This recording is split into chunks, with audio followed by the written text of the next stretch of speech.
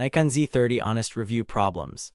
As a photographer, I've been searching for the perfect camera to upgrade my skills and capture stunning moments.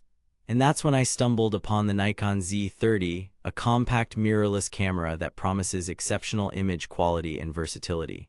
But here's what surprised me. Its reliability in harsh environments has raised some concerns among users. For the best price, click the link in the description. The Nikon Z30 is equipped with a 20-megapixel APS-C sensor, which I thought would be more than enough to handle any situation. However, it seems that this camera struggles to perform under intense sunlight or bright lighting conditions.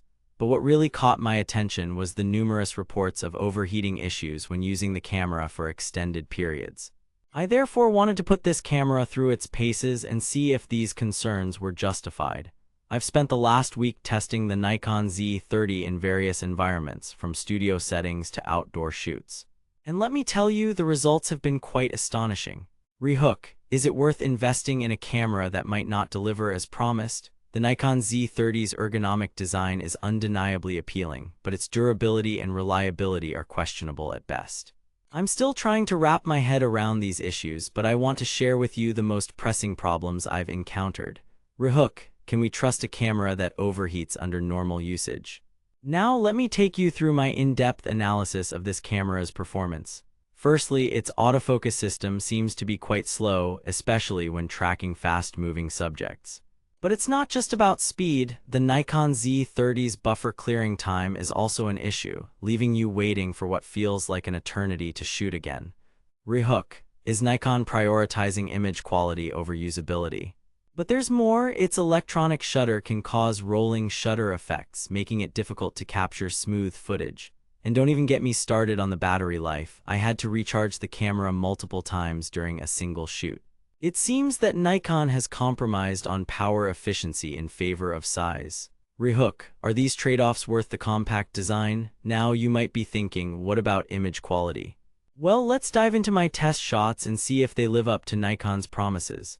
Unfortunately, I've found some inconsistencies in exposure and white balance, particularly when shooting in RAW format. Rehook, is Nikon Z30 a reliable choice for professionals? I also experimented with video recording, but the results were underwhelming. The 4K resolution is decent, but the lack of stabilization makes it challenging to achieve smooth footage, especially during handheld shots. Rehook, can we rely on this camera for professional-grade video production? It's clear that Nikon has made some compromises in their pursuit of a compact design. But what about the price? Well, at around $1,500, it's certainly not cheap, and considering its limitations, I'm starting to wonder if it's worth the investment. Rehook, is the Nikon Z30 a good value for your money? In conclusion, my experience with the Nikon Z30 has been disappointing. While it may have some redeeming qualities, its reliability and performance issues make it hard to recommend. If you're in the market for a new camera, I'd suggest exploring other options. Call to action, don't waste your money on this underperforming camera. Check out my top picks for cameras that deliver real value. Click the link in the description for the best deals on Amazon. As always, thank you for watching and stay tuned for more honest reviews of products that matter to you.